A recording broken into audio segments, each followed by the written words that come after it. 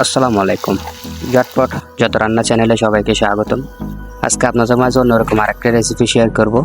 সেটা হচ্ছে মুরগির চামড়া বোনা রেসিপি। প্রথমে আমি একটা কড়াইতে তেল দিয়ে দিলাম। হালকা রসুন বাটা আমি তেলে ভেজে নেব, সেই সাথে হালকা পেঁয়াজ কুচিও ভালোভাবে তেলে ভেজে নেব। তেলে ভাজার পরে আমি সামান্য পরিমাণ টমেটো কাঁচা দিয়ে দিলাম, যেগুলো আগে কেটে রেখেছিলাম সেগুলো। টমেটো, পেঁয়াজ, রসুন একসাথে ভালোভাবে ভেজে নেওয়ার পরে হালকা পরিমাণ লবণ দিয়ে দেবো। লবণও খুব ভালোভাবে মিক্স করে নেব, তারপর ঢাকনা দিয়ে ঘুরে দেবো। কিছুক্ষণ পর ঢাকনা তুলে আমি হালকা পরিমাণ আদা দিয়ে দিব। আদা দিয়ে ভালোভাবে নেড়ে দিয়ে আমি চামড়াগুলো দিয়ে দিব, মুরগির চামড়াগুলো দিয়ে দিব, যেগুলো আমি খুব ভালোভাবে আগে পরিষ্কার করে রেখেছিলাম।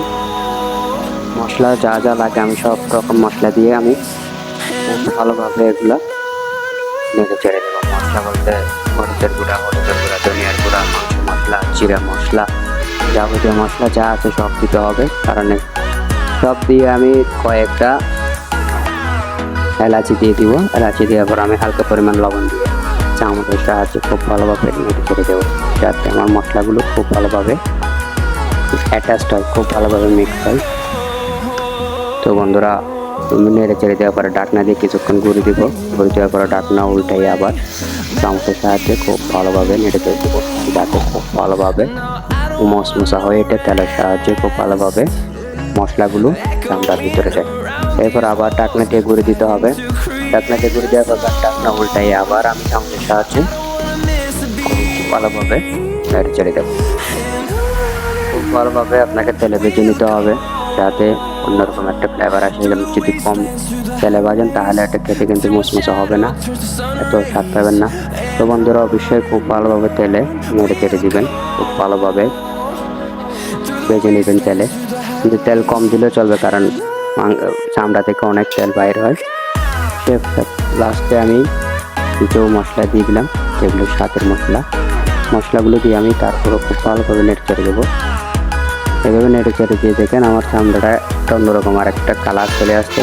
এটা দেখতে যত সুন্দর, সবাই হয়তো পছন্দ করে না মুরগির চামড়া খাওয়া।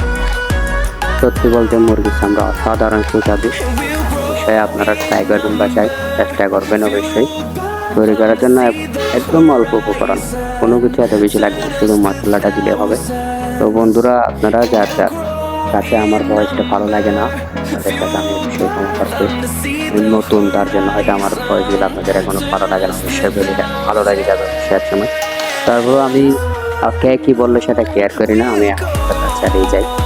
সেজন্য বন্ধুরা, না আমাকে দোয়া করবেন অবশ্যই, আমি যাতে সামনে এগিয়ে যেতে পারি। তো বন্ধুরা, কথার মাঝে মাঝে আমি রান্না করে নিয়েছিলাম। তো বন্ধুরা দেখেন আমার চামড়াটা অনেকটা তৈরি হয়ে গেছে এখন। তো বন্ধুরা, একটা প্লেটে নিয়ে দেখতেছি, এটা খেতে কিন্তু অসাধারণ সুস্বাদু ছিল। অবশ্যই বন্ধুরা আপনারা ট্রাই করবেন বাসায়। মানুষ যত কথাই বলুক, এটা কিন্তু অন্যরকম স্বাদের একটা রেসিপি। ধন্যবাদ সবাইকে, আসসালামু আলাইকুম।